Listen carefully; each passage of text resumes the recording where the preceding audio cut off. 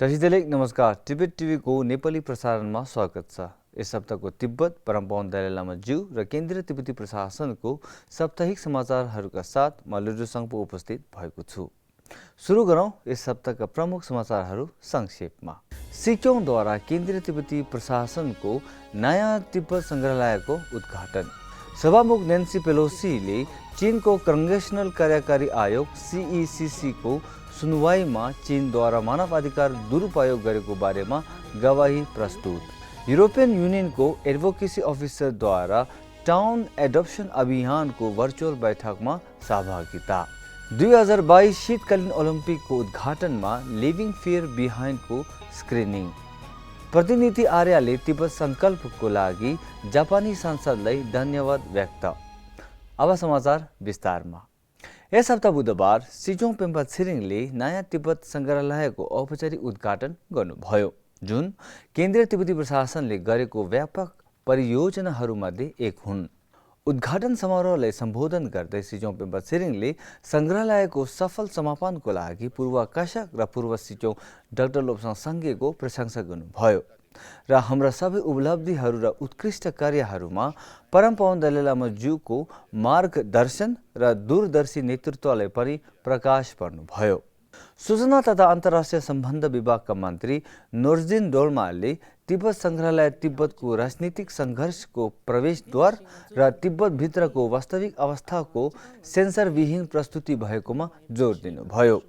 तिब्बतको सांस्कृतिक सम्पदाको संरक्षण गर्नुका साथै तिब्बतको सेन्सर नगरिएको कथाले विश्वमा फैलाउने उद्देश्यका साथ सन् 2017मा यो परियोजना सुरु गरिएको थियो। गत हप्ता बिहिबार बेजिङ शीतकालीन ओलम्पिकमा चीनको काङ्ग्रेसनल कार्यकारी आयोगले गरेको सुनवाईमा संयुक्त राज्यको प्रतिनिधि सभाका सभामुख नेन्सी पेलोसीले गवाही दिनुभयो।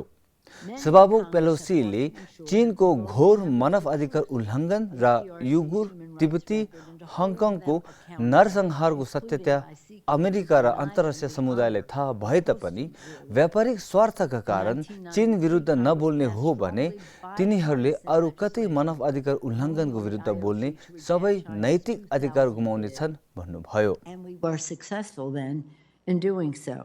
Many of us again opposed China's 2008 bid. Sadly, the IOC chose to sell out on human rights in China, but we continue to speak out, including by urging President Bush then to boycott the opening ceremonies.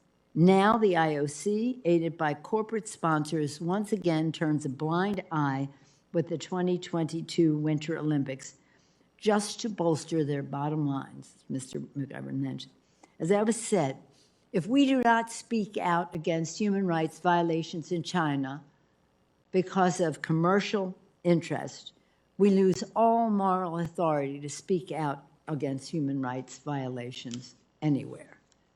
European Union advocacy officer Rigzin गेङखाङले Europe र विश्वका अन्य भागहरूमा स्थित town adaptation अभियानलाई पुनरुत्थान र विस्तार गर्ने सम्भावनाहरूबारे छलफल गर्न भर्चुअल सम्मेलनमा भाग लिनुभएका छन्।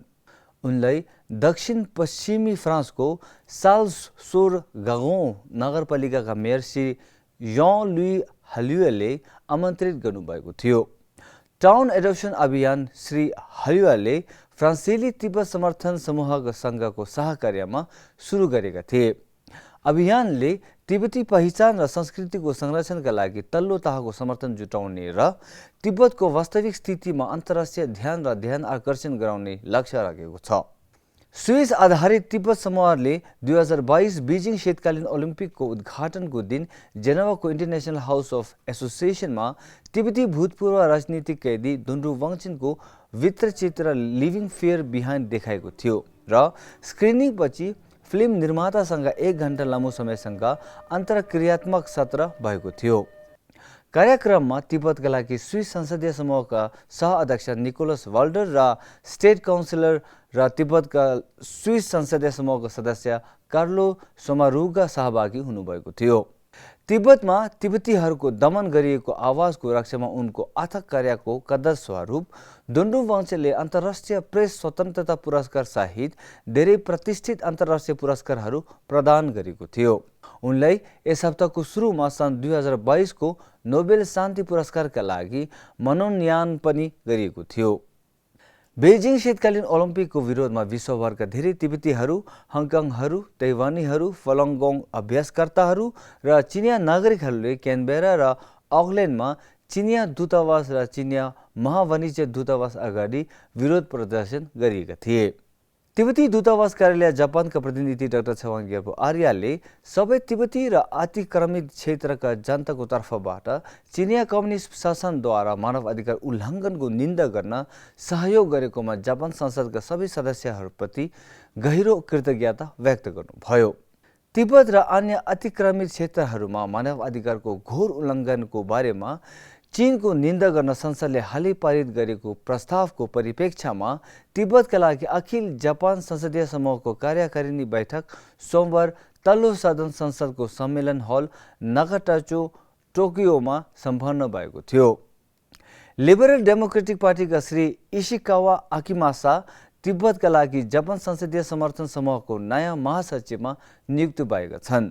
उनले आफ्नो क्षमताका साथ फोरमलाई जीवन्त राख्ने प्रयास गर्नेछु भन्नुभयो। तिब्बतका लागि संसदीय समूहका अध्यक्ष श्री सिमोमुरा हाकुबनले कार्यकारिणी सदस्य र प्रतिनिधि आर्यलाई स्वागत गर्दै मानव अधिकार उल्लङ्घनको निन्दा गर्ने हालैको प्रस्तावको व्याख्या गर्नुभयो। यसैका साथ आजको लागि साप्ताहिक समाचार यति नै। अर्को हप्ता फेरि भेटौँला। तसिदेले नमस्ते।